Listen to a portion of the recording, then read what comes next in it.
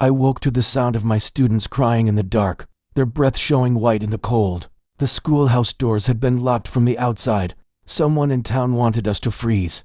The barn was the only shelter left. I gathered the children, one by one, and led them across the yard, the dirt still damp from last night's storm. Their shoes sank into the mud, and the smallest boy clung to my skirt, silent except for the sound of his teeth chattering. Inside, the smell of hay and horses was sharp, but it was warmer than the night air. I spread out my coat on the floor and told them to stay close together. I lay down beside them, my heart beating fast, wondering which neighbor had turned the key against us and why. By dawn, the children stirred restlessly. One of the older girls asked if we could go back inside the schoolhouse. I shook my head. The lock had been firm when I tried it. Whoever barred us out hadn't meant for us to return. My throat tightened as I thought of the sheriff, who already looked at me with suspicion every time I walked down Main Street. A poor teacher, raising other people's children for pennies, was easy to blame for whatever trouble they imagined. I brushed hay from my dress and tried to keep my voice steady. "We'll stay here until I find another way." The children nodded, but I saw the fear in their eyes. They had no one else. Their parents worked the mines or drifted town to town, and I was the only steady figure they knew. That weight pressed heavier than the chill in the air. A knock echoed against the barn wall. The children froze. I rose slowly, brushing dirt from my palms. The door creaked open, letting in a slant of sunlight and the shadow of a tall figure. It was Caleb Rollins, the rancher whose land stretched beyond the river. Broad-shouldered, dust on his boots, his eyes scanned the sight of us on the hay. "You belong inside," he said, his voice low, more statement than kindness. "Not out here with the animals." My jaw tightened. I had grown used to townsfolk using words that stung, but his tone wasn't mocking, it was edged with something else. He stepped closer, looking at the children curled together under my coat. His hand lingered on the barn door as if deciding whether to shut us out or draw us in. I swallowed hard. "Inside isn't open to us anymore." My voice cracked despite my effort to sound firm. For a moment, silence hung heavy, broken only by the shuffle of the horses. Caleb's gaze held mine, steady, unreadable. Then he said quietly, "If they locked you out, then the lock was meant for them, not you." Caleb's words sat heavy in my chest long after he left the barn. The children had eaten scraps of bread I'd saved, their eyes darting to the door as if expecting the sheriff or a neighbor to burst in at any moment. By noon the air grew warmer, and yet a chill of shame clung to me. To be locked out of the schoolhouse meant someone had decided I wasn't fit to teach. And if I wasn't fit, then these children had nowhere left. When I led them into town, whispers followed like dust, trailing behind a wagon. Women outside the mercantile pulled their shawls tighter and turned their backs. Two men leaning against the post office spat in the dirt as we passed. One muttered loud enough for me to hear, "Barn girl." The children looked down at their shoes, too quiet, too used to cruelty that came from grown mouths. I held my chin high, though my hands trembled. At the well, Mrs. Whitaker refused to pass me the bucket. "Best not to spread what you've caught," she said, her lips tight. My face burned. I wanted to shout that the sickness wasn't ours, that it was theirs, their bitterness, their need to crush someone weaker. But my words stuck. We carried the water back to the barn, each step heavier. Inside, the children curled together on the hay, exhausted. I sat by the open door, staring at the empty schoolhouse across the yard. My key still hung around my neck, cold against my skin. But when I'd tried it that morning, the lock hadn't budged. Whoever replaced it wanted to make sure of that. That evening, clouds rolled in fast, the wind sharp with the scent of rain. A storm gathered, low and restless, shaking the barn doors on their hinges. Thunder cracked and the horses stamped nervously. The smallest boy began to cry. I pulled him close, whispering that it would pass. My voice sounded steadier than I felt.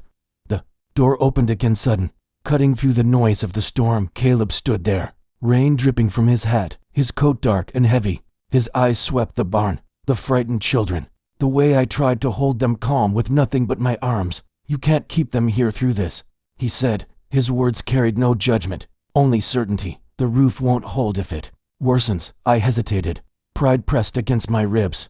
To accept help meant admitting I couldn't manage.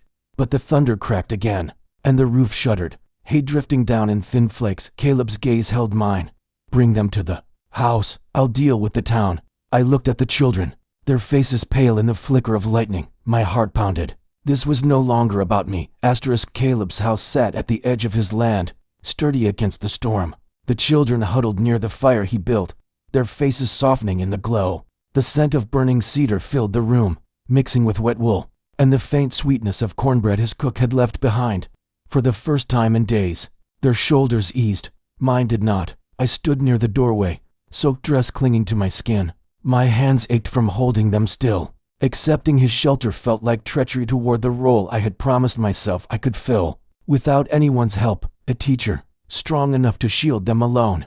Caleb came in from stabling the horses, shaking water from his hat. He glanced at the children, then at me. "You look like you'll collapse where you stand," he said, voice steady but not unkind. "I've managed before," I answered, sharper than I meant. His brow furrowed, yet he didn't move closer. Instead, he leaned against the wall, arms folded, letting silence stretch until it pressed on me heavier than the storm. Finally, I sank into the chair by the fire. My voice cracked. The schoolhouse was the only place they had. Now it's gone. And it's my fault. Caleb's gaze didn't waver. "Who locked that door?" I hesitated. "The board, the parents, someone with a key." My throat tightened. "They've wanted me gone for months, said I wasn't fit, said I was less than decent, a woman without family, without money. They don't want their children raised by someone like me." The words spilled faster than I meant. My cheeks burned, my hands trembling in my lap. For so long, I had swallowed their scorn, pretending it rolled off me. Speaking it aloud felt raw, like tearing a wound open. Caleb stepped forward then, kneeling so his eyes met mine level. His face was lined with dust and weather, but his voice came low, even. "It isn't you who failed them. It's them who failed you, and those children." The fire cracked, filling the silence behind me. One of the boys shifted in his sleep, leaning against another for warmth. My chest ached, pulled between shame and something steadier, something that came from the way Caleb looked at me. Without flinching, "I can't ask you to carry us," I whispered. "You didn't," he said. I opened the door. For the first time in weeks, I let my shoulders drop, even if just an inch. Yet the storm outside hadn't passed, and neither had the judgment waiting beyond his land. By morning the storm had cleared, but the air carried the tension of something heavier than rain.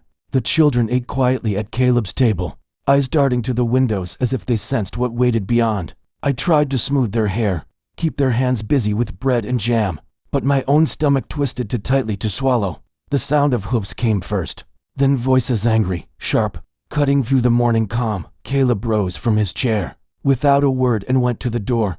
I followed, though my knees weakened with each step outside. A cluster of men on horseback gathered at the gate. I recognized Mr. Whitaker, his head pulled low, jaw clenched like stone. Behind him, others shifted in their saddles, rifles slung across shoulders, eyes fixed on Caleb's house. Whitaker called out, his voice carrying across the yard. "We know she's in there. That woman and those strays don't belong. You let her stay, you'll answer for it." Caleb didn't flinch. He stood tall on the porch, his frame blocking the doorway. "They're under my roof now," he said evenly, "and no man here will drag them out." Murmurs rippled through the group. A younger man spat into the dirt. "School board says she's done. She goes, or there's trouble." My throat tightened. Shame rose hot in my chest. Shame at being spoken of like I was disease. Shame that the children heard it all through the thin walls. I stepped forward, voice shaking. "If it's me you want, I'll leave. Just don't make the children pay for it." Caleb's hand lifted, firm, stopping me. His jaw tightened. "You're not walking out into that." Whitaker's horse stamped, restless.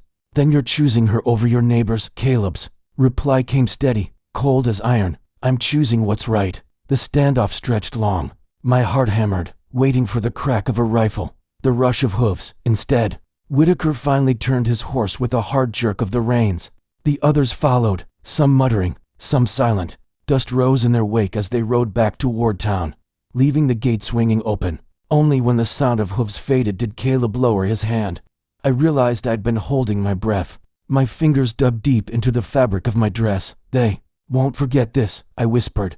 "They're not the only ones with long memories," he said. His gaze lingered on me, steady and unyielding.